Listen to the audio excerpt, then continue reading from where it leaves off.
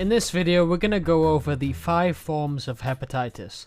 I'm going to be making a separate video covering each type of hepatitis individually, and in that video I'll go into a bit more detail regarding the pathophysiology.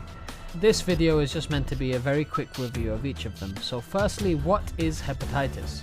Hepatitis is inflammation of the liver, and the cause of it varies, so it can be due to viruses, alcohol intake, drugs, or various chemicals.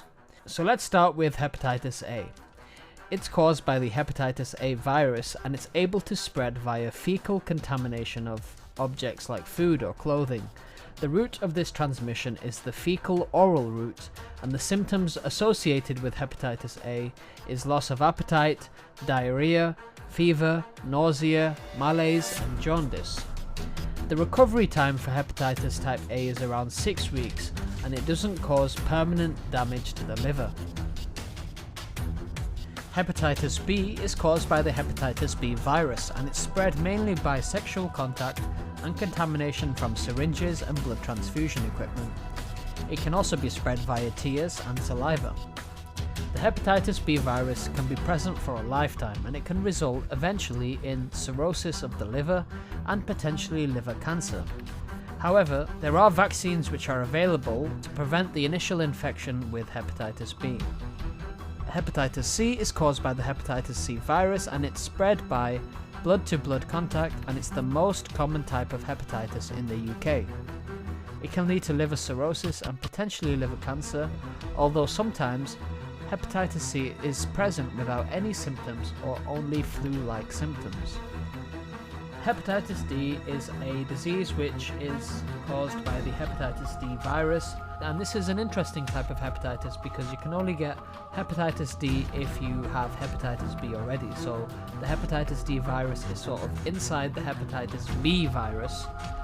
It's sort of incorporated inside. This is a bit more of a serious disease because the person will have both hepatitis D and B, so there's a greater risk of liver failure, and the disease tends to progress into liver cirrhosis a lot more quickly in comparison to the other hepatitis viruses. So there's an increased risk and progression to liver cirrhosis, and also an increased risk of developing liver cancer, especially if you've had it for a long time. That's why hepatitis D combined with hepatitis B has the highest mortality rate of all the hepatitis.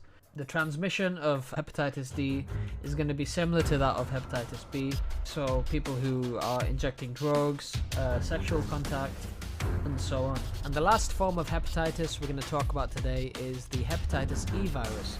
So this is similar to how hepatitis A is transmitted.